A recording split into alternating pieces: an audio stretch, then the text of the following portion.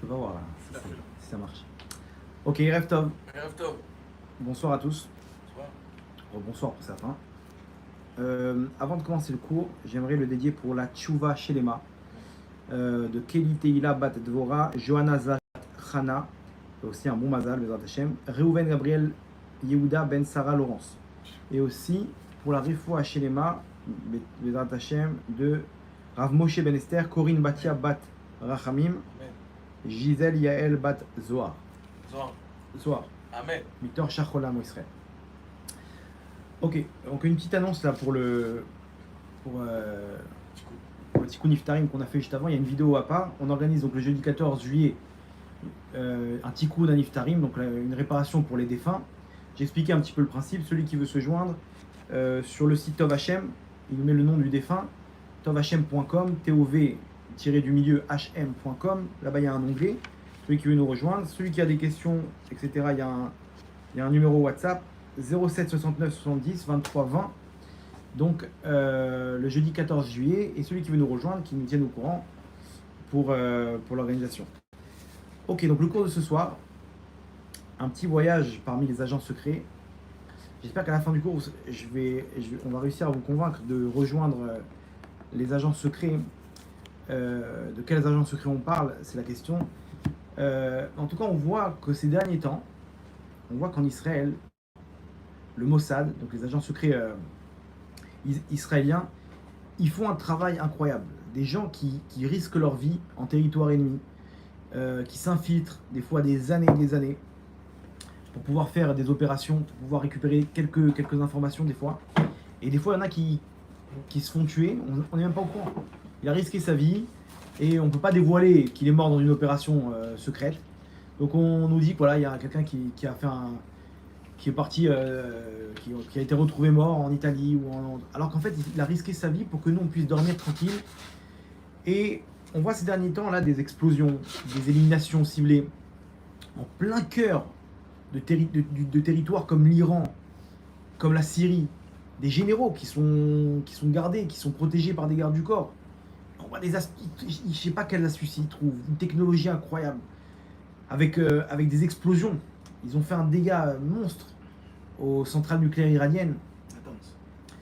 À Natanz, ils ont fait rentrer là-bas une centrifugeuse truquée, okay, blindée d'explosifs. Et un beau jour, elle a explosé là-bas, il y a eu je sais pas combien de dizaines de morts. Il y a eu des dégâts, ils ont dit que ça va prendre plus d'un an pour revenir à l'état initial. Comment ils ont rentré cette centrifugeuse? Comment ils ont fait? Il y a des gens là-bas au plus haut niveau qui sont infiltrés, qui sont, qui transmettent les informations aux agents secrets israéliens, ok? Et ils ont réussi à infiltrer. Le Mossad, c'est considéré dans le monde comme un chien enragé en liberté. Ils savent pas comment. Peut-être que n'importe qui fait partie du Mossad. Ils savent même pas. Ils sont en train de parler avec quelqu'un, ils se disent peut-être que lui il fait partie du Mossad. Peut-être que le Mossad il nous écoute maintenant. Ils ont des technologies incroyables. Ils ont des abeilles avec une balle. C'est une abeille, elle vole, elle a une balle. Comme ça, ils peuvent tuer un mec en pleine ville. Mais non, d'où ça sort? Il y a un mec de l'autre côté de la planète, il est en train de diriger une petite abeille, comme ça, c'est une balle, qui se balade, boum, dans la tête. Le mec, il est tombé comme ça en plein milieu. Élimination ciblée. Tous les jours, tous les 2-3 jours, on entend des éliminations de généraux iraniens, syriens, des scientifiques, des gens comme ça en plein cœur de territoire ennemi, comme Gaza. Et ça, c'est ce qu'on entend. Il y a des choses qu'on n'entend pas. Le mec, il a un arrêt cardiaque. Comment ils font? Ils ont des pommades qui passent sur le torse. Et le mec, il fait un arrêt cardiaque. C'est ni vu ni connu. Personne ne s'est rendu compte qu'il a été assassiné. Les médecins, ils viennent, ils font une autopsie. Arrêt cardiaque. Le cœur, il a lâché. En fait, c'était quoi? C'était une pommade qu'ils ont placée qui a fait lâcher le cœur. Des astuces incroyables. Des lasers qui placent sur des drones. Et les lasers comme ça, ils sortent de nulle part. C'est un mec en plein cœur du Kazakhstan là-bas. Il fait monter un drone qui rentre en Iran.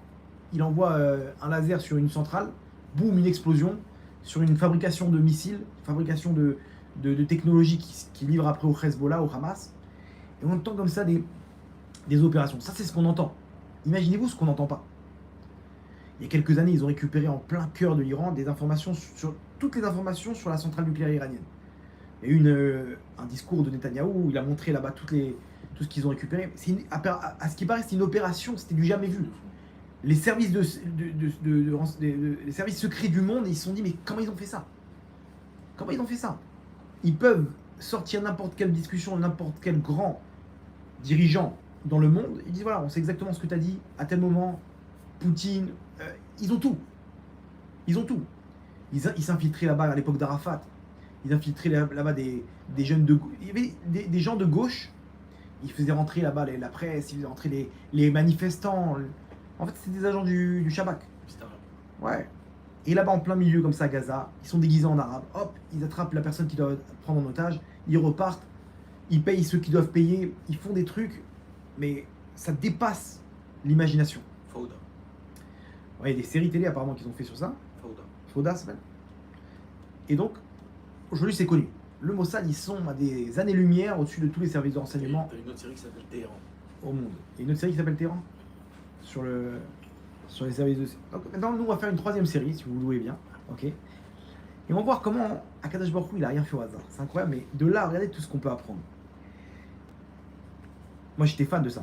Moi, j'étais un fan. J'ai lu tous les livres sur le Mossad, je crois. À l'époque, j'étais un fan, je peux tout vous raconter comment ça marche. J'ai retrouvé ça dans la Torah.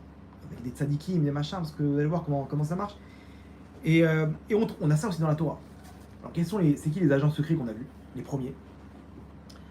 Les explorateurs. Les explorateurs, c'est les premiers agents secrets israéliens. Mais on va pas se focaliser sur eux, on a déjà parlé à ces deux. Okay, maintenant, on va parler de la deuxième vague d'espions qu'il y a eu, donc c'est l'Haftara qu'on a lu, sur Pinchas. C'était Pinchas et Kalev Ben Yefouné. Okay, ils sont repartis juste avant. Donc, rappelez-vous l'histoire. Les explorateurs, ils arrivent, ils fautent. 40 ans, on se retrouve dans le désert à cause de ce qui s'est passé. 40 ans après, on rentre en Israël. Maintenant, il faut renvoyer des espions. Cette fois-ci, Moshe Yoshua, il a pris la suite, il renvoie 2 espions. Ok? Qui sont-ils? Kalev Ben Yefouné, le même qu'à l'époque, et Pinchas Ben Elazar, celui qui a remis, pour ceux qui connaissent l'histoire, c'est celui qui a annulé là-bas le mauvais décret qu'il y a eu à l'époque. Entre parenthèses. Ces derniers jours aussi, ils ont annulé, ils ont évité des prises d'otages en Turquie et en Argentine. Ils ont réussi à récupérer les informations des Iraniens qui ont monté des cellules pour prendre en otage des Israéliens qui se trouvaient en Turquie. Là-bas, 4 cellules, ils ont pu arrêter. Et une cellule en Argentine. Vous vous rappelez, on avait fait une annonce. Et Tzadiki me parlait de prendre qu'il y ait un jour où les femmes elles prennent la tsniout. Un jour de tsniout, juste un jour, et ceux qui veulent dire des Teilim. Et il se peut qu'il parlait de ces décrets-là, qu'il devait y avoir malheureusement des dangers pour les Juifs à travers le monde, et par des miracles, les 5 cellules qui étaient prévues pour faire des morts, des attentats, voire des otages, elles ont été neutralisées par les services de renseignement, qui ont donné les infos aux autorités locales. Revenons à ce qu'on disait. Donc Yoshua, il envoie cette fois-ci 2 espions, Pinchas et Kalev, ok, pour espionner la terre d'Israël. Nous dit là-bas le verset. Donc l'histoire elle est comme ça, c'est que ils sont arrivés, ils ont espionné les endroits où il fallait rentrer. Là-bas, ils devaient être confrontés face à la ville de Jéricho. La ville de Jéricho, c'était une ville avec une forteresse immense, avec des guerriers surentraînés. Et c'était la première cible des Bnei Israël, c'était Jéricho. Ils sont arrivés là-bas, ils ont fait le tour du territoire, ils ont vu qu'il y avait des grandes murailles, etc. Ils sont infiltrés dans la ville. Et là-bas, ils sont entrés dans une auberge, il y avait une femme à qui appartenait l'auberge qui s'appelait Rachav. Et elle a compris qui ils étaient, elle leur a dit, écoutez, on sait très bien tous les miracles que votre Dieu il a fait. Je vous demande pour moi, pour ma famille et moi, la miséricorde. Épargnez-nous. Et je vous sauverai, je vous ferai une couverture maintenant pour que vous puissiez rentrer tranquillement chez vous. Ok, ils font un pacte, ils disent, regarde, quand on va arriver, tu mets un ruban rouge, et moi on ordonnera à tous les soldats que cette maison-là, il faut l'éviter. Et après vous viendrez avec nous. Si vous ne faites pas ce qu'on vous dit, le deal il saute. Notre pacte il saute. Et toi et la maison de ton père, vous pourrez être épargnés. Et effectivement, donc eux ils se sont fait repérer par les soldats. Elle a dû les cacher, après elle les a fait sortir par la fenêtre, et eux ils sont partis d'un côté, elle a dit aux soldats que j'ai vu vite, ils sont partis de l'autre côté, et comme ça ils ont pu les semer, et ils sont entrés en Israël sains et saufs. Non. Hein? Pas en Israël. Pardon, en Jordanie. Juste devant le Jourdain. Ils ont pu entrer dans le camp juif des Béné Israël sains et saufs. Donc ils ont conquéri la ville de Jéricho. Ils ont tourné 7 fois autour de la ville en sonnant des chauffards. La 7e fois, les murailles elles sont tombées. Il y a eu la confrontation. Et Israël, ils leur ont mis une tannée. Sauf, bien sûr, ils ont épargné Rachav et sa famille. Rachav qui est devenue plus tard, elle a fait tchouva, elle s'est convertie, qui est devenue plus tard la femme de Yoshua. Ouais, la femme de Yoshua. Tellement qu'elle est arrivée à un niveau... elle était très très belle, nous disent nos sages. Okay, et elle a fait une tchouva complète quand elle a vu la grandeur des Béné Israël. Et à tel point qu'elle a pu arriver au niveau où Yoshua il a pris comme épouse. Ça c'est pour la petite histoire. Maintenant dans les versets, il y a un truc intéressant. Donc l'histoire ils se sont déguisés en... Imaginez-vous, ils sont déguisés en vendeurs de marmites, des trucs. Ils ont parcouru vraiment une belle aventure là-bas. Maintenant le passouk il nous dit comme ça. Je vous lis pas tous les psoukim, mais il y a 3 termes qui vont nous interpeller. Regardez comment c'est fort. Il y a marqué Velashani Anashim Ameraglim.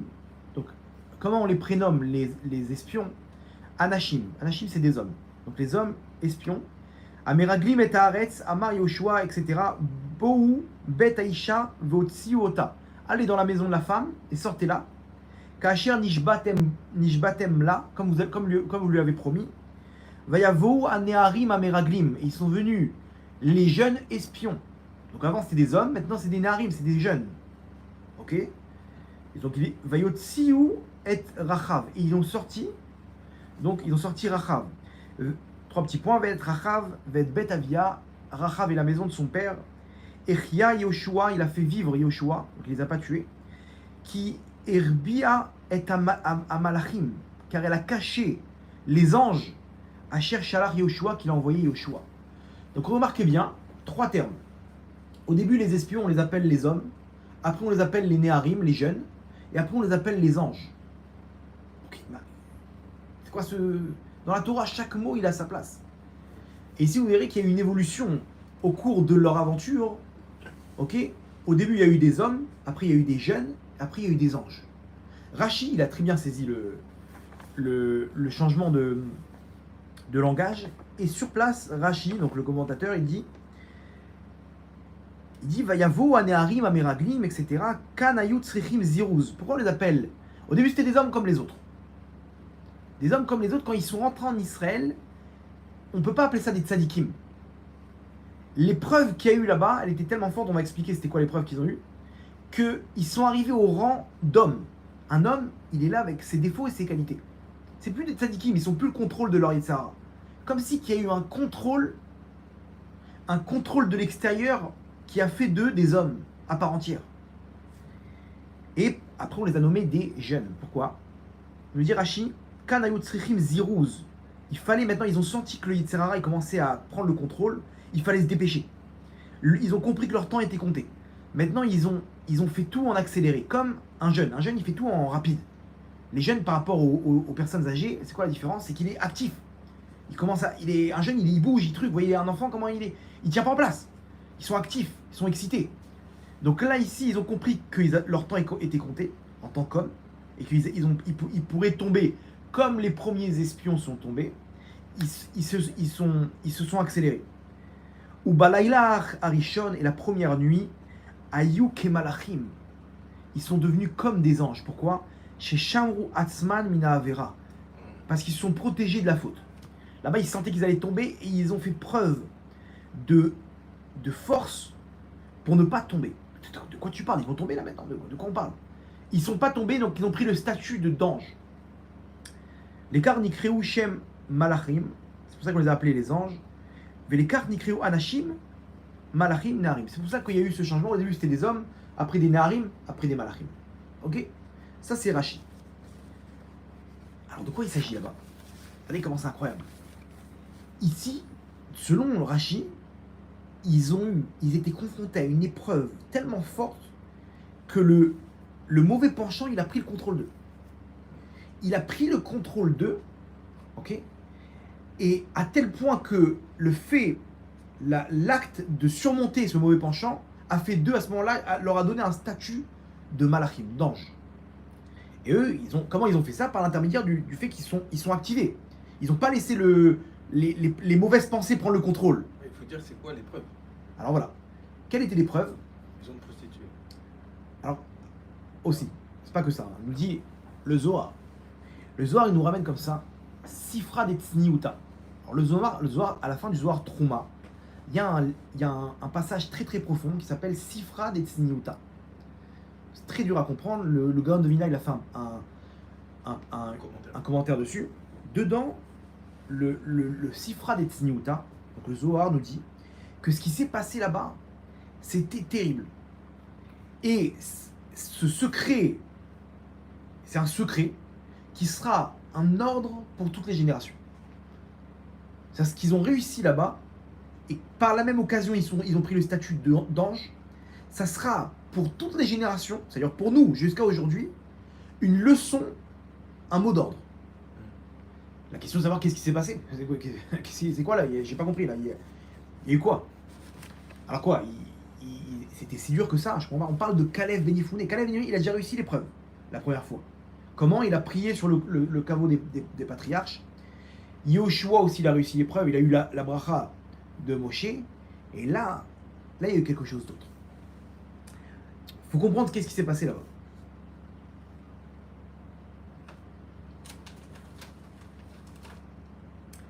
Eret Israël, la terre d'Israël, c'est ni plus ni moins que le flux principal par lequel descend toute l'abondance du monde. Ça veut dire que l'abondance du monde, elle descend en Israël, plus exactement à Jérusalem, plus exactement au niveau du Beth Amikdash, du temple, plus exactement au niveau du Kodesh HaKodashim, du Saint des Saints. De là-bas, il y a comme un flux spirituel, si on pouvait voir, une lumière qui descend, et qui se propage dans tout le monde, qui se propage dans Jérusalem, qui se propage dans Israël, et d'Israël dans le monde entier. Ok?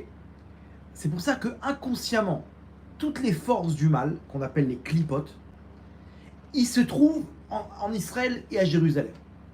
Remarquez bien, Jérusalem, tout au long de l'histoire, c'était une ville qui était recherchée par toutes les religions, qui était recherchée par tout le monde. Jérusalem, il y a une attirance spéciale, il y a une grâce spéciale où les gens, ils voulaient, tous les pays du monde, que ce soit l'Empire ottoman, que ce soit les croisades, mais qu'est-ce qui vous arrive? Il y a eu quoi? Non, il y a eu le dernier repas de JC là-bas. Ok, là-bas, Mahomet, il est monté là-bas, il y a eu un petit événement. Alors, à tel point, viens, je te raconte tout ce qu'il y a eu pour les Juifs. Et pourtant, là-bas, il y a une mobilisation jusqu'à aujourd'hui. Aujourd'hui, remarquez bien, Israël, Tel Aviv en particulier, capitale des homosexuels. Dans tout le monde, ils ont trouvé qu'Israël. Les Arabes, nos cousins, ils sont là, ils ont mis leur mosquée là-bas. Oh, attention à toi si tu mets une caméra de surveillance. Oh, calmez-vous. Qu'est-ce qui se passe? À tel point. Bien entendu, les églises là-bas, il y en a une tonne. Je ne sais pas si vous avez vu ce qui s'est passé là-bas sur la tombe du roi David, de David Amelech, là-bas à Har Zion. Ah ouais. Har Zion, là-bas, il y a des moines du Vatican qui sont venus prier. Ils ont demandé aux autorités, vous nous libérez le passage. Har Zion, selon l'histoire, c'est là-bas où il y a eu le dernier repas de JC.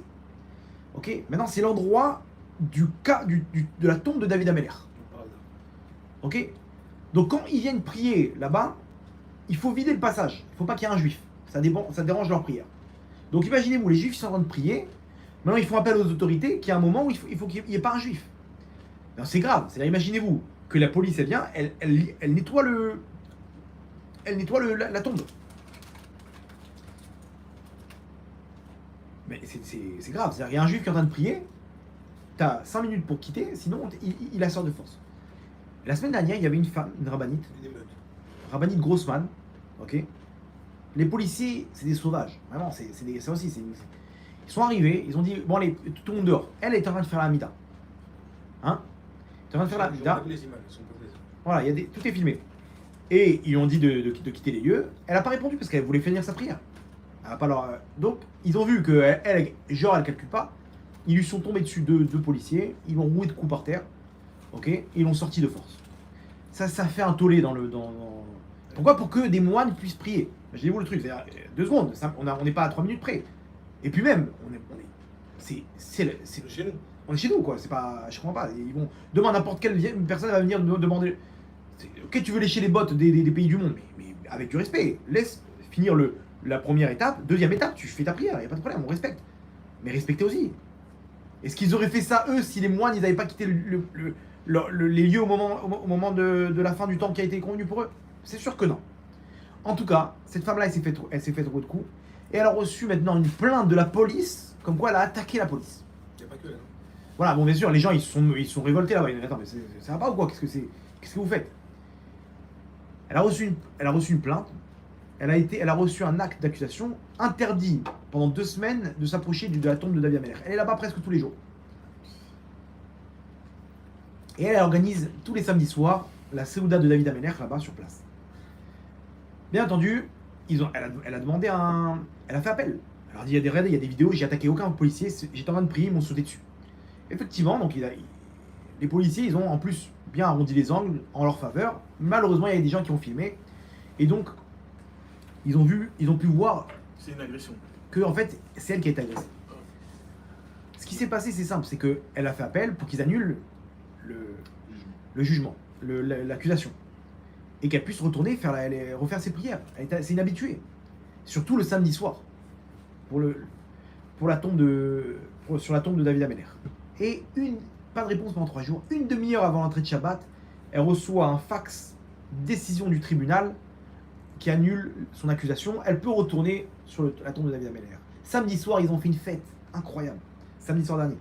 Ils ont fait une fête là-bas. Musique, des chants, des danses, un repas incroyable là-bas sur la tombe de David Ameller. Et là-bas, elle a parlé, elle a dit regardez la force de David Ameller. David Ameller, c'est lui le patron ici. Ils veulent prier le truc, et c'est lui qui nous montre comment c'est lui le patron, comment ils ont essayé d'annuler une Séouda. Ils sont venus avec tous les moyens, la police, le tribunal, rien à faire. C'est David Ameller qui a décidé, et ils ont remis en place. La police sont arrivés, ils m'ont dit qu'est-ce que tu fais ici, t'as 5 minutes pour partir. Elle a sorti l'annulation du truc, ils ont eu les boules. Mais bon, ils ont compris, regarde. En Israël, il faut comprendre que à la fin, c'est Hachem le patron. Mais malheureusement, c'est ici que tout se passe. Toutes les clipotes, elles se trouvent ici. Toutes les clipotes. Le nouvel ordre mondial, ils veulent où leur capitale? Jérusalem. J'ai entendu dire, je sais pas si c'est une rumeur ou pas, que le Vatican, ils veulent se déplacer sur Artsion, là-bas, au même endroit. Le Vatican, ils ont rien à faire en Italie. Il n'y a pas de... Niveau historique, c'était parce que l'empereur, il était là-bas.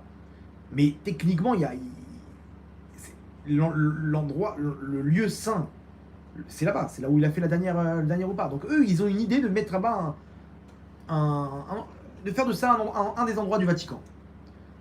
Vous imaginez de quoi on parle? Il y a déjà beaucoup d'églises orthodoxes. Voilà. Là, c'est une guerre spirituelle. En coulisses, il y a une guerre spirituelle. Ils achètent des terrains, ils revendent des trucs, etc. Ouais. Entre toutes les religions. Sans que le nouvel ordre mondial, ils veulent mettre leur truc là-bas. Chacun, la Russie, ils ont des terrains là-bas. La France, les trucs. Hachem et Arachem, tout ce qui se passe. Ok.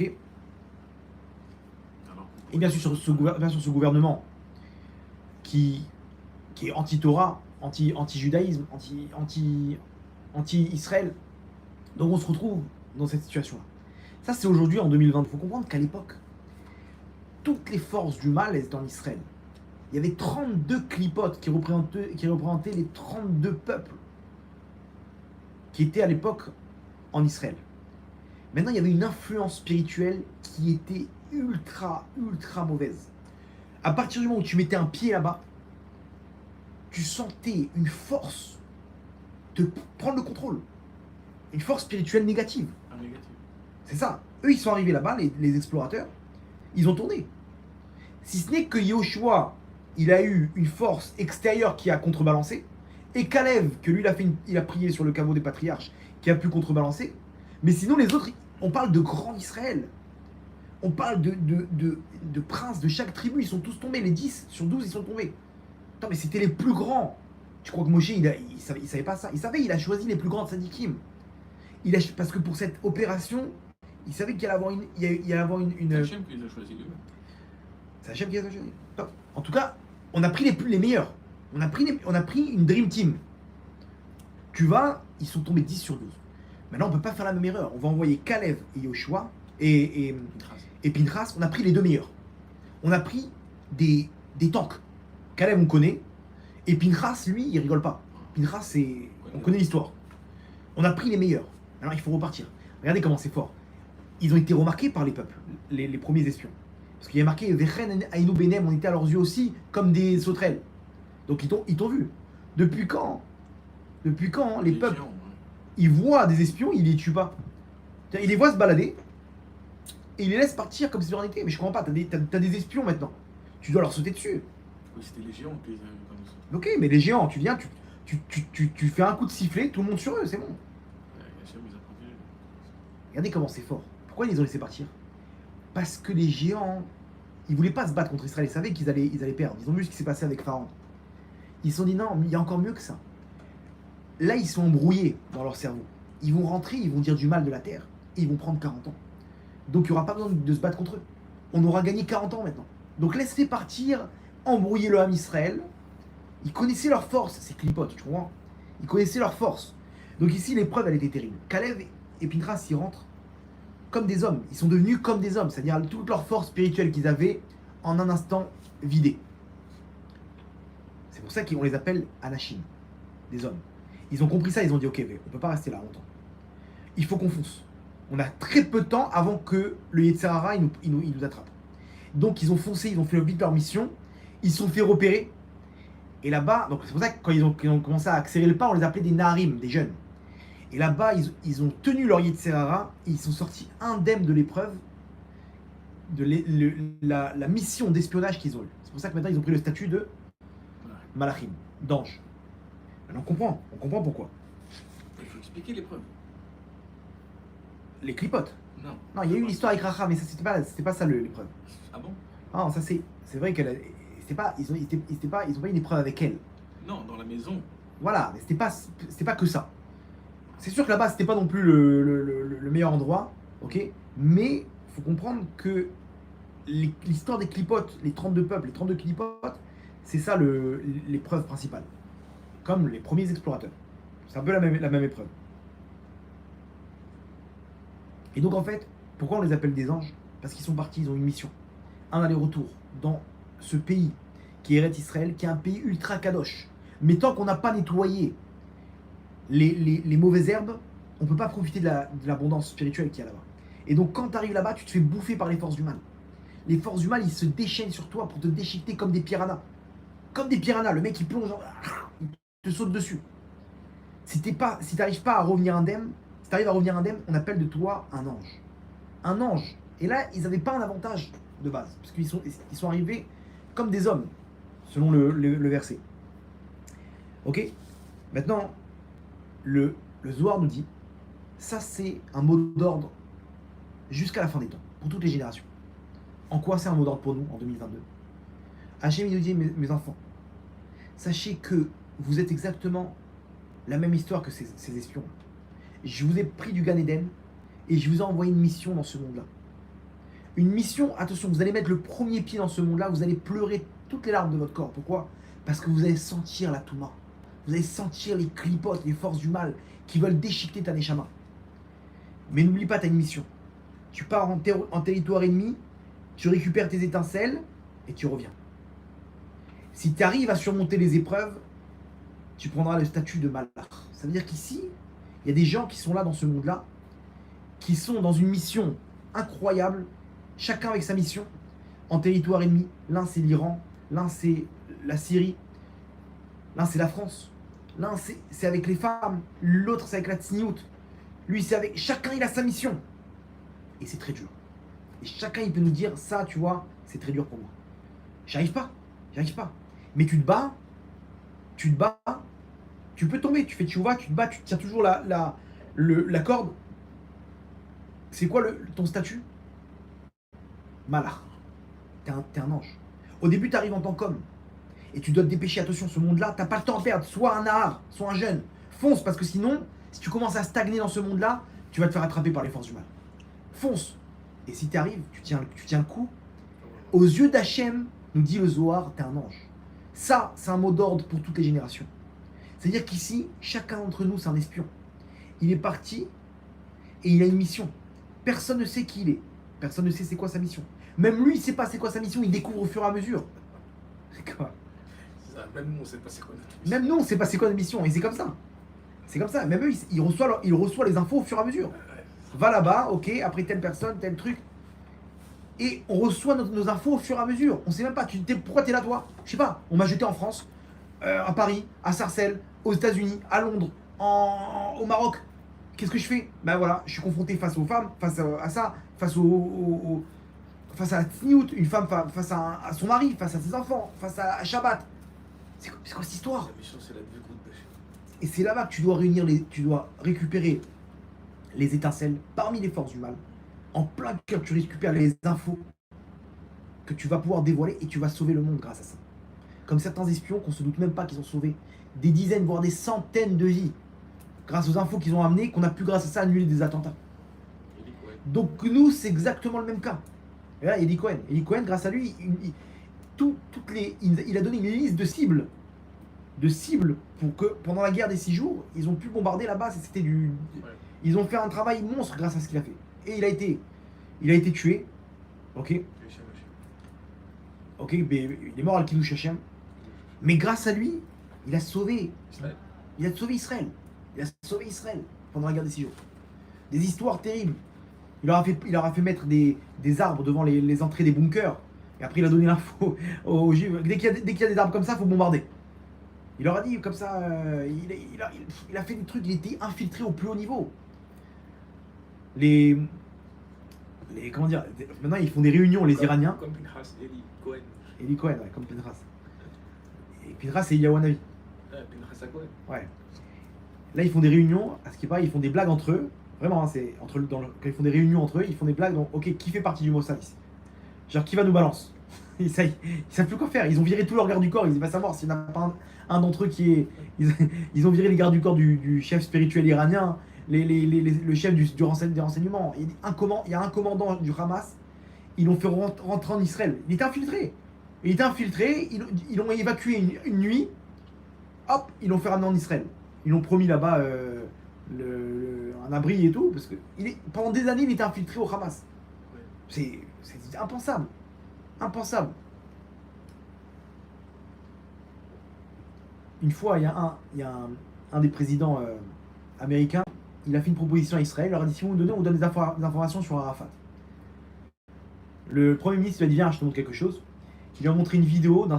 Il dit, regarde, je peux exactement te dire ce qu'il y a dans la barbe d'Arafat. Qu'est-ce que tu nous proposes? Tu nous proposes l'itinéraire d'Arafat. Aujourd'hui, on a des technologies. Tout est infiltré, des micros partout, des caméras dans sa maison, dans les trucs. Je peux exactement te faire un zoom, te dire ce qu'il y a dans sa barbe. Ce qu'il a mangé à midi. Je peux tout te dire. Qu'est-ce que tu nous proposes? Il était choqué. Il dit, mais comment vous faites ça? Ils ont des satellites qui zooment tout. Ils peuvent pister une personne pendant des semaines.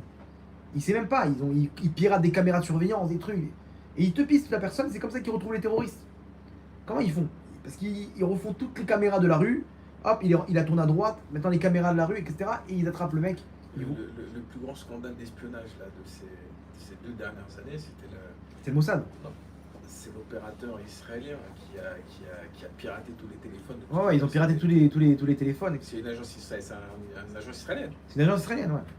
NT1, je crois. Ouais, ils ont fait, il y a quelques années, il y avait un terroriste de... Ils ont piraté Obama. Ils ont piraté quoi? Ils ont piraté Obama, Obama, ouais. c'est des ouf. Il y avait un terroriste d'Al-Qaïda, ils avaient trouvé son téléphone, ils ont demandé à Apple qu'il leur donne qui leur débloque pour pouvoir prendre des informations. C'était secret défense. Apple, ils ont dit non, on peut pas. Sinon les clients ils ont dû faire appel à une entreprise israélienne de pirates qui ont en 1 heure ils leur ont débloqué l'iPhone. Chose qu'Apple, genre tu peux pas, c'est des trucs. En 1 heure ils leur ont débloqué le téléphone. Ils sont ultra perfectionnés, ils font des trucs, c'est les hackers israéliens assez connus. Quand ils font des attaques là-bas, ils mettent en l'air toute la ville. Il n'y a pas d'électricité, il n'y a plus rien, ils bloquent tout. Et le port, l'aéroport, ils font leur attaque, ils reviennent. Comme ça ils font. Bref. En tout cas pour nous dire quoi? Que nous on a exactement la même mission. La même mission, il y a des gens sur Terre qui ont été envoyés tu dois récupérer telle et telle étincelle, tu reviens, attention, cette mission elle sera terrible. Tu peux te faire choper par les forces du mal, ils vont essayer, ils vont vouloir ta peau. Mais par contre, si tu tiens le coup, sache qu'aux yeux d'Hachem, tu as le statut d'ange. Pourquoi? Parce que dans ce monde de clipotes, ce monde de fous, tu arrives à tenir bon. C'est exactement ce que nous dit le Zohar. C'est un mot d'ordre, c'est une leçon de morale pour toutes les générations, ce qui s'est passé là-bas. Parce que c'est exactement le même cas pour nous, les espions des temps modernes, les espions spirituels d'Hachem. Et regardez comment c'est fort, mais c'est exactement comme les agents secrets du Mossad. Comment ça marche? Moi, Hachem, j'ai pas mal d'informations sur le sujet. Mais il y a plusieurs types d'espions dans le Mossad. Il y a les boss qui distribuent les missions. C'est qui les boss, spirituellement parlant? Les tzadikim. Les tzadikim, c'est eux qui nous donnent nos missions. Tu vas voir un tzadik qui te dit, regarde mon fils, sache que ton tikkun, c'est avec ta femme. Ton tikkun, il est dans la tsniout. Ton tikkun, il est avec ça, avec ci, avec... Comment il sait? Parce que lui, il a la Torah dans la tête et il nous dit c'est quoi mon dossier. Ça, c'est les tzadikim. Il y a des agents secrets qu'on appelle des cellules dormeuses. Dormantes. Des cellules dormantes où c'est quelqu'un qu'on va infiltrer, mais on n'a pas besoin de lui. Il va monter de grade pendant plusieurs années, on va l'infiltrer, il va monter de grade, et un jour ou l'autre, on va lui dire ok, maintenant on a besoin de toi. Active-toi. Hein? Voilà, on va activer la cellule. Le mec, il est installé, tout le monde le connaît, ça fait 3 ans qu'il est en Iran, c'est un marchand de fruits et légumes, donc il est connu, il n'y a personne à se douter. Et quand personne se doute, d'un coup on lui dit ok, maintenant va là-bas et t'envoies une bombe, tu poses une bombe à tel endroit. C'est quelqu'un qui s'est infiltré, que tout le monde est connu, comme ce même Eli Cohen. Eli Cohen, il était infiltré pendant des années avant, il a fait son petit bonhomme de chemin, et il est monté dans les rangs, jusqu'à ce qu'il est devenu le conseiller du président Assad. Assad, c'était à l'époque, le père de... Ça, c'est les cellules dormeuses. Il y en a comme ça en France, il y en a en Europe, aux États-Unis. Et là-bas, dès qu'on a besoin d'eux, on les appelle. Ils savent très bien qu'ils font partie du Mossad, ils font leur vie, ils reçoivent ce qu'ils ont besoin, mais ils sont inactifs. À quoi ça ressemble? C'est exactement nous. Nous, on est là, on fait notre vie, on est mariés, on a nos enfants, on a notre vie, mais on n'est pas tout le temps dans notre mission. Et un beau jour, il y a une épreuve. Un bon jour, Hachem, il fait appel à nous, il dit stop, maintenant j'ai besoin de toi. Il y a une épreuve, il faut que tu ailles récupérer les étincelles, mon sadique. Vas-y, tu as une mission, tu as un dossier, ton dossier c'est comme ça et comme ça. Et là, on s'active. Vous comprenez? C'est exactement le même cas. C'est ce qu'on vit aujourd'hui. Il y a aussi ce qu'on appelle les Sayanim. C'est quoi les Sayanim? Alors, les Sayanim, c'est une autre catégorie d'espions. C'est des espions qui sont temporaires. Ils font pas partie du Mossad, mais le Mossad les utilise. C'est quoi? En fait, le Mossad, ils ont une série de gens qu'on appelle les Sayanim. C'est des juifs comme n'importe qui ont un poste important qui va être peut-être une pièce, qui va peut-être nous aider pour récupérer des informations. Ça veut dire quoi? Par exemple, regardez, ils ont entré dans une centrifugeuse dans la centrale nucléaire de Natanz. Elle était piégée. Ils l'ont fait rentrer là-bas. Et quand ils l'ont fait rentrer, ils ont mis l'explosif et là, ils l'ont fait péter là-bas à l'intérieur. Ok? Alors comment ils ont fait? Ils ont fait appel à quelqu'un, un juif, qui a une société d'acier. Ils lui ont dit regarde, écoute, on a des informations comme quoi les Iraniens, ils ont fait une commande auprès de la Russie ou de la Corée du Nord de centrifugeuses pour leur centrale nucléaire. Il y a des pièces qu'ils achètent en Italie, avec quoi ils vont composer cette centrifugeuse. Là-bas, le but, c'est d'inverser les pièces en Italie avec des pièces qui sont bourrées d'explosifs. Alors, comment ils vont fabriquer les mêmes pièces qu'il y a en Italie? Ils vont faire appel à un juif qui a une société de fabrication d'acier. Ils vont prendre rendez-vous avec lui un jour dans un café. Ils vont dire regarde, on a besoin de ton aide. On est des agents du Mossad. Ok? Il lui explique le principe. Est-ce que tu peux nous faire exactement les mêmes pièces? Maintenant, les juifs entre eux, c'est des patriotes. Am Israël Chai, on est tous ensemble. C'est vrai. Donc, quand tu entends ça, tu dis écoute, tu peux sauver tes frères juifs, tout de suite, ils rentrent dedans. Et il va leur fabriquer les mêmes pièces, avec les mêmes mesures. Dedans, ils vont rentrer des explosifs, ou ils vont rentrer des caméras, ou ils vont rentrer des micros. Là-bas, ils vont infiltrer les pièces dans la commande en Italie, avec leurs espions qui sont sur place. Avec des grosses enveloppes, ils ont payé les mecs, etc. Et les pièces, elles sont montées dans la centrale nucléaire en Iran. Et un beau jour, ils appuient sur un bouton, et tout pète. Okay, ce mec-là qui a une usine d'acier, qui est peut-être en Italie, en France, ou je sais pas où, c'est ce qu'on appelle un Sayan. Il est là pour aider On a fait appel à lui une fois. Il a fabriqué ce qu'il a fabriqué. On a rentré le truc. Une autre histoire, ils ont entendu que Assad il faisait un nouveau bureau. Il a fait une commande au Liban d'un menuisier, un expert, qui a fabriqué un truc en chaîne, un bureau incroyable. Là-bas, qu'est-ce qu'ils ont fait? Ils ont infiltré dans la nuit. Ils ont demandé à un menuisier de leur fabriquer un pied, ok, une partie de la table, avec des micros et des caméras. Alors, il faut attraper un mec, un menuisier qui sait faire exactement. Ouais, batterie faible. Qui... 20%, ça va suffire, je vois. Qui sait faire exactement ce pied qu'ils ont reçu de ce qui a été commandé. Et là, dans la nuit, ils sont rentrés, ils ont changé le pied. Et il ne sait pas, Assad, que son bureau, il est truffé de caméras et de micros. C'est ce qu'on appelle les Sayanim. Ça peut être quelqu'un comme toi et moi, comme vous et moi, comme un menuisier, que d'un coup, il y a des mecs qui viennent et disent regarde, tu peux nous fabriquer ça. Le mec, il accepte tout de suite. C'est ce qui s'est passé avec Pollard. Ils ont fait appel à lui du jour au lendemain, on a besoin d'informations, on va là-bas, tu nous prends telle info. Le problème, c'est qu'il s'est fait attraper. Donc en fait, le Mossad, pourquoi c'est le plus grand des services d'enseignement? Parce qu'il a un réseau de Sayanim qui est immensément grand. Des juifs, il y en a partout. Donc tu peux aller voir Arthur, et lui, il a plein de médias, il peut te donner des informations. C'est comme ça que ça marche. À qui ça ressemble, cela? C'est des juifs qui sont là sur Terre, ils savent même pas c'est quoi leur mission. Ils sont venus des fois que pour une mitzvah. Ils sont même pas dans la Torah les mitzvot. Ils sont venus pour une mitzvah, ils font leur mitzvah, ils ont fait leur tikkun sur Terre. C'est encore pire que ce qu'on a vu avant. C'est pas comme les agents qui sont les cellules dormantes. C'est des mecs, il sait même pas, il fait même pas, il est assimilé complètement. Mais il y a une mitzvah qui est importante à ses yeux, ça suffit. Ça suffit pour faire son tikkun. Ça, c'est ce qu'on appelle les sayanim. Bien entendu, il y a les commandos d'élite. Les commandos, le mec, il vient en plein milieu, il se déguise en iranien, il rentre là-bas, il fait exploser, il repart, il élimine un bonhomme, il repart ni vu ni connu. Ok? Ça, c'est qui? Ça, c'est les gens qui se battent du matin au soir. Les gens qui sont là. Une femme qui s'habille de Sanoa et qui se couvre la tête aujourd'hui en 2022, c'est un commando d'élite. C'est un commando d'Hachem. Elle vient en plein milieu, tac, dans la rue, tac, elle récupère les étincelles comme un aimant, tac, tac, tac, tac. Elle a peur de rien. Elle vient, elle fait tomber les clipotes, tac, tac. C'est comme ça que ça marche. Quelqu'un qui fait attention à ses yeux, quelqu'un qui met un fil dans son téléphone, il vient, c'est une bombe atomique. Les rabats qui font mettre les films dans la rue. Les rabats qui viennent des le mec qui va en Thaïlande, il monte un bête rabat. C'est des commandos d'élite. C'est des commandos d'élite. Le mec qui va en plein milieu des clipotes, en plein milieu des boîtes de nuit, des prostituées, des machins, il ouvre un bête rabat. Il ouvre un bête rabat. Allez, cours de Torah, Dafayomi, après la boîte de nuit, ok, vous venez, on fume ensemble. Comment ils font? Des commandos. Le mec il va en plein milieu des forces du mal, en plein milieu, boum, il fait tomber un bâtiment, il repart. Ni vu ni connu, hop, avec le sourire, détente. Ça y est, c'est des commandos d'élite. On en a aussi aujourd'hui, au Hachem. Bien entendu, celui qui donne les budgets, les armes, Akadosh Baruch Hu. Akadosh Baruch Hu, il est là. Et c'est ça ce qu'on dit quand on dit Am Israël Chai. Pourquoi? Parce que le Am Israël Chai, il fait vivre. Pas il est vivant. Dans quelle mesure il est vivant? Ah bon, tu dis, il est éternel. Ils ont voulu nous tuer, ils n'ont pas réussi. Am Israël Chai. Non, selon ce qu'on vient d'expliquer, maintenant c'est quoi Am Israël Chai? Am Israël, c'est le Am Israël, il est éparpillé dans le monde et il est vivant parce qu'il fait vivre les étincelles parmi les clipotes.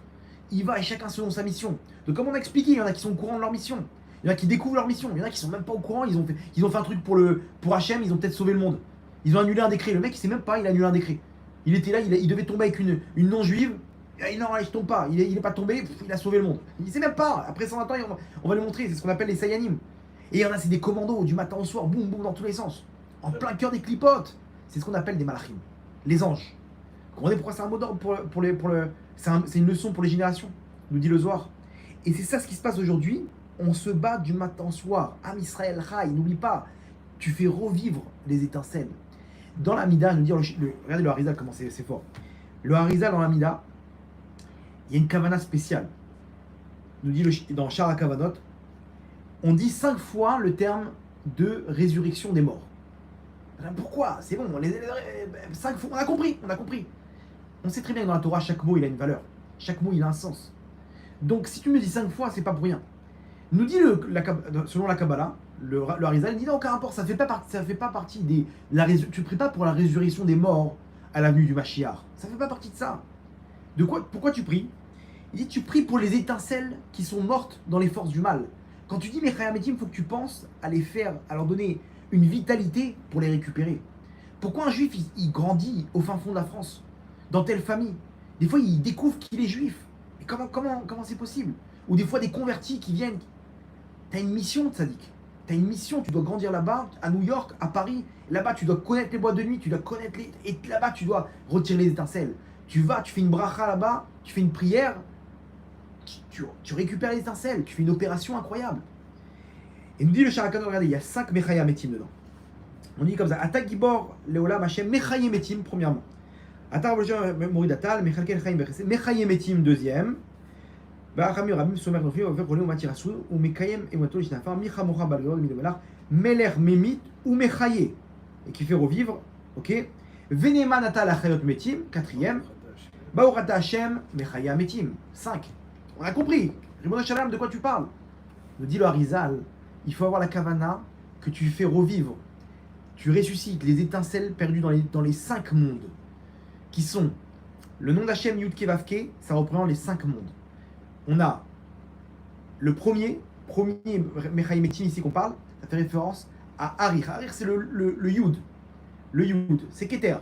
Le Yud, la pointe du Yud, pardon, c'est Arich.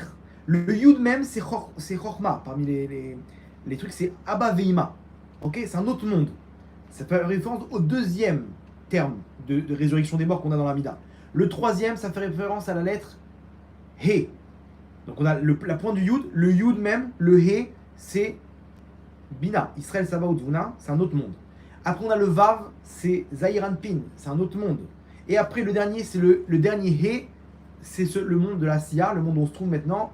C'est tu fais revivre les étincelles de ce monde-là. Quand tu as cette kavana, tu te rends pas compte que tu récupères des étincelles pendant ta Amida. De là où tu te trouves dans les 5 mondes qui sont au-dessus de toi. Vous vous rendez compte de quoi on parle? C'est énorme. C'est énorme. Bref. Donc, ça c'est le sod, le secret de Am Israël Chai. On a une mission, récupère tes infos, récupère tes informations, réussis ta mission. Et tu peux réussir. Maintenant, c'est dur, c'est clair que c'est dur. Chacun il a une mission, c'est très dur. Il y a des choses qui sont faciles et d'autres qui sont ultra difficiles. C'est ultra dur aujourd'hui. On n'arrive pas. Il y en a qui vont dire moi j'arrive pas avec ça, j'arrive pas, bon arabe, qu'est-ce que je fais? Tiens bon mon sadique. Alors aujourd'hui c'est vrai qu'on peut pas te dire bravo parce que t'es un agent secret. T'es en pleine mission. Est-ce que vous pensez qu'en pleine mission, l'agent secret il attend qu'on l'applaudisse, qu'on lui donne une médaille, qu'on lui dise Kol hakavod, bravo? Il attend pas de ça parce que personne ne sait ce qu'il fait. Personne ne sait combien il se bat en coulisses. Toi c'est pareil. Toi aussi Matzadeket c'est pareil. Personne ne sait combien tu te bats maintenant quand tu es devant ta glace et tu mets ton foulard. Et tu dis mais je vais me faire charrier maintenant, c'est pas grave, je le fais pour toi Hachem. C'est énorme. Quand quelqu'un il va pour tomber avec une femme, non, je le fais pour toi Hachem. Ah mais personne va te dire bravo. Pourquoi? Parce que tu es en pleine opération. Tu es un agent secret. Il y a des agents secrets qui tournent autour de nous. Ils ont peut-être sauvé Israël. On ne sait même pas qui ils sont. Et nous, on leur dit ouais, on leur klaxonne dans l'embouteillage. Le mec, il se fait insulter. Bah, tu sais qui je suis. Tu peux pas te dire qui je suis, mais je t'ai sauvé. J'ai sauvé Israël de bombes, d'attentats. Il va jamais nous le dire. Un jour, on va entendre. Voilà, il va écrire un livre. Il était agent secret. On va entendre qui il était. Un jour, toi aussi, mon sadique. Un jour viendra le Mashiach. Il va se dévoiler. Le Mashiach va dire toi, tu viens à côté de moi. Le Mashiach, il va prendre une équipe avec lui. C'est qui? C'est les commandos. Quoi? Mais lui, c'était un commando. Tu rigoles, tu sais ce qu'il a fait. Et là, on va voir l'effort que tu as fourni. On ne pouvait pas te le dire. J'ai dit, mon fils, je ne peux pas te dire combien c'est grand ce que tu fais, combien tu es un ange. Mais sache que tu as le statut d'ange. Aujourd'hui, on le sait. Parce que c'est exactement comme ça que ça marche. Quand tu es envoyé sur terre, ta neshama, elle est kedosha, elle est pure. T'inquiète pas, elle va revenir pure. Mais bats-toi. Tu peux tomber. Fais tchouva. Relève-toi. Ne perds pas le nord. Parce que tu es un agent secret. Personne ne sait c'est quoi ta mission, mais tu vas réussir.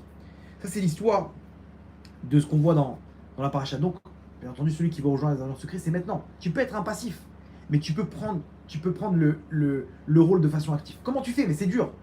T'inquiète pas. Hachem, il te donne tout ce que tu as besoin. Tu as besoin d'armes, tu as besoin de technologie, tu as besoin de budget. Tu n'es pas limité avec Hachem. Tu lèves les yeux vers le ciel, tu dis Ribbono Shel Olam, aide-moi. Je veux réussir. Hachem te dit t'inquiète pas, mon fils. Je t'ai envoyé sur terre pour réussir ta mission. Dès que tu as besoin, tu fais appel à moi. Et là, t'inquiète pas, tu auras 3 rendez-vous par jour. Tu auras même, en dehors des tfilotes, en dehors des prières, tu lèves les yeux vers le ciel, il te vaut des doutes, tu parles avec moi. Hachem, j'arrive pas maintenant, je vais tomber. J'arrive pas, Shalom Bayit avec ma femme, j'arrive pas avec la parnassa. J'arrive pas, j'ai des épreuves partout dans tous les sens. Hachem te dit, t'inquiète pas, cette mission-là, je t'ai envoyé, je t'ai donné tout ce que tu as besoin. Demande, qu'est-ce que tu veux maintenant?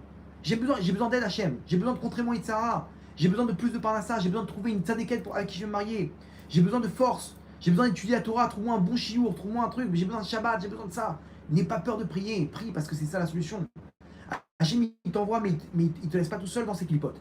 Il te dit, mon fils, tu vas réussir. Tiens bon, prie, demande, je suis là. Et quand tu arrives, alors là, c'est autre chose. Là, c'est autre chose parce que tu peux tout recevoir dans ce monde-là. Tu peux tout recevoir à partir du moment où tu es lié avec Hachem. Mais ça, il faut comprendre, il faut avoir la émouna dans ta tefila. Il faut avoir la émouna que ta tefila, elle peut changer la nature des choses. Ta tefila, elle est au-dessus de la nature. Tu demandes à Hachem, Hachem, il est là. Parce que c'est le but de ce monde-là. Hachem, avant il t'a pris du Gan Eden, il t'a dit, mon tzaddik, tu vas descendre maintenant. Mais tu auras tout pour réussir. Comment je vais savoir, Hachem, que je vais... N'aie pas peur. Tu vas être dans l'obscurité. Tu vas croire que je ne suis pas là, mais je serai toujours là pour toi. Fais le pas. Prends ta décision.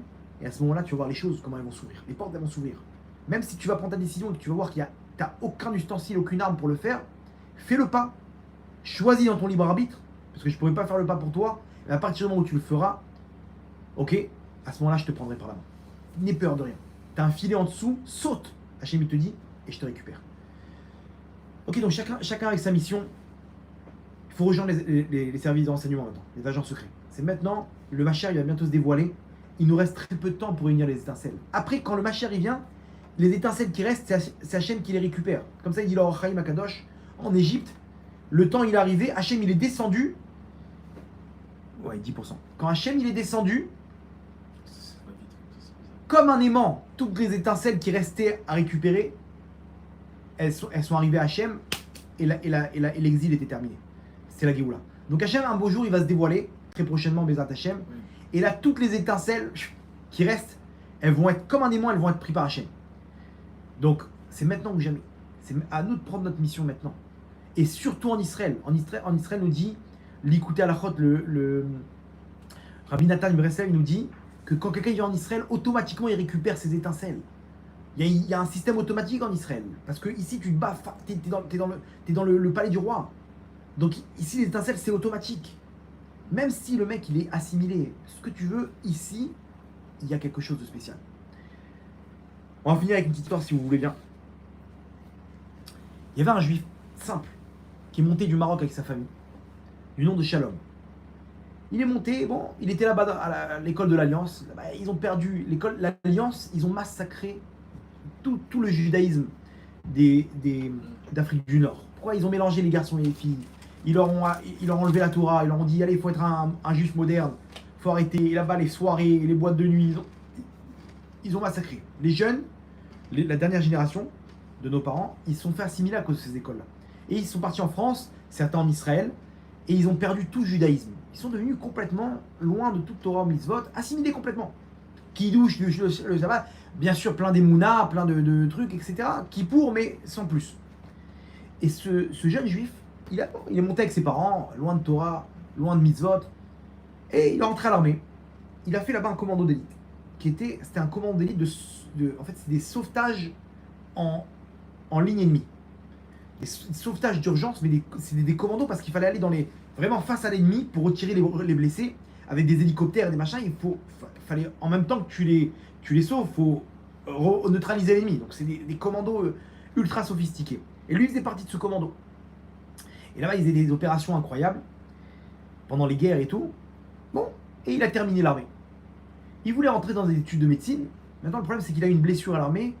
Alors, il n'a pas eu les notes qu'il faut pour faire la médecine en Israël. Il devait faire études de médecine au Canada. Le problème, c'est qu'il a eu une blessure pendant son service qui a fait qu'il devait faire des traitements en Israël avec des kinés et tout. Donc, il n'a pas pu partir au Canada.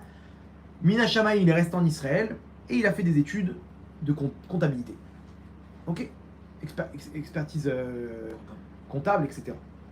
Bon, la belle vie. Il a sa voiture. Alors à l'époque, une voiture, c'était le paradis. Il a sa voiture, les cheveux longs, au top. Les ambiances, les soirées, les machins, tes études, t'es au top. Il avait tout ce qu'il faut. Et là, il reçoit un message, 5 de ses meilleurs amis qui étaient restés à l'armée, accident d'hélicoptère, les 5 qui sont morts. Il se retrouve à l'enterrement. Et il dit, bon, je vais revoir tous mes potes de l'époque, qu'est-ce que tu deviens, c'est les retrouvailles, quoi. Et il voit premier enterrement, deuxième enterrement, 5 d'affilée. Il rentre chez lui, et il a une voix dans sa tête qui crie, À quoi bon? À quoi bon?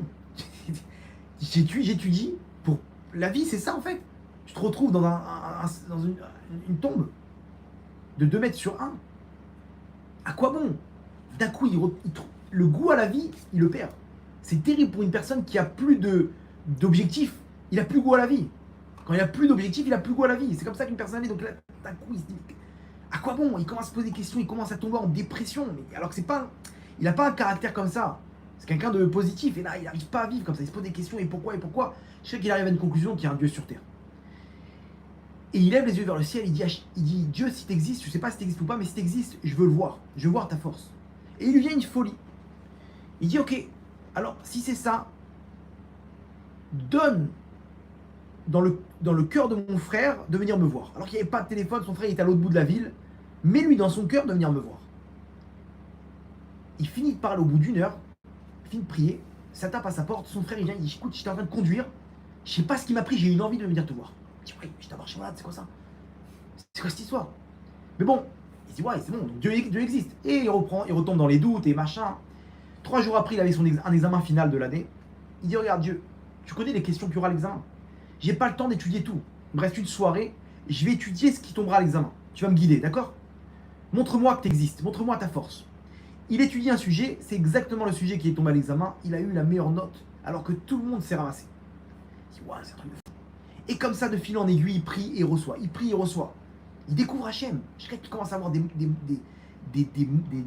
douleurs terribles aux dents. Il dit Hachem, pourquoi t'as fait ça? Et il reçoit la réponse. Il dit peut-être que j'ai arrêté de sourire.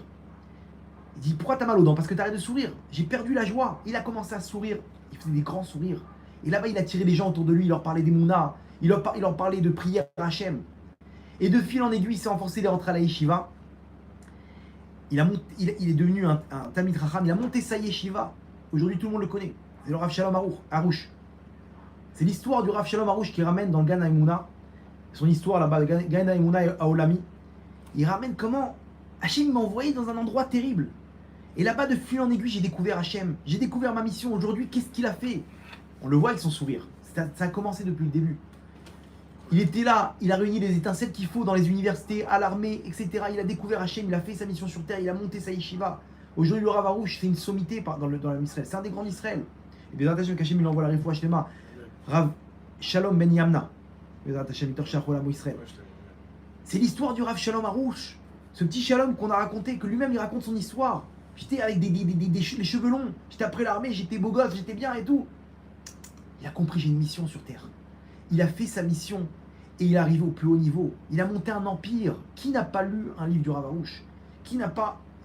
C'est lui qui renforce le monde, c'est lui qui élève le monde entier. Le jardin de la foi. Le jardin de la foi, même les non-juifs, ils étudient. Il a monté sa yeshiva, il a fait des centaines, voire des milliers d'étudiants. Comment il a fait? Il a réuni les étincelles. Et les étincelles, là où il a envoyé Hachem, il a dit mon fils, je vais t'envoyer. Il a pris cette neshama, cette grande neshama. Il a dit je vais t'envoyer au Maroc, à l'armée, là-bas, à l'université. Mais comment je vais faire, Hachem? Et non. Hachem, ne t'inquiète pas, tu lèveras les yeux vers moi, mon fils, et je serai là pour toi. C'est ce qui s'est passé. Un ping-pong. Il prie, Hachem il lui répond. Il prie. Et il est devenu ce qu'il est devenu. Donc Hachem, il est là pour nous. À nous de prendre ça entre les mains. Prends ta mission entre les mains. Parce qu'on est là. C'est malgré toi, tu es là. Donc prends en main ta vie, prends en main ta mission. Fais comme ces espions, ils ont fait. Rejoins-nous, rejoins les espions du Ham Israël, les espions d'Hachem qui vont aller en territoire ennemi, qui vont récupérer l'étincelle. Ah mais ça va être dur, n'aie peur de personne. Parce que quand tu as Hachem avec toi, Hachem il peut plier le monde pour toi. Il peut ouvrir n'importe quelle porte parce que c'est lui le patron de ce monde-là. Et c'est lui qui t'a envoyé, t'as dit mon fils, n'aie peur de personne dans ce monde-là. Tu pries, ton rôle c'est de prier, de faire appel à moi, et mon rôle c'est d'intervenir. Donc Iratson, qu'on puisse chacun faire notre rôle sur terre.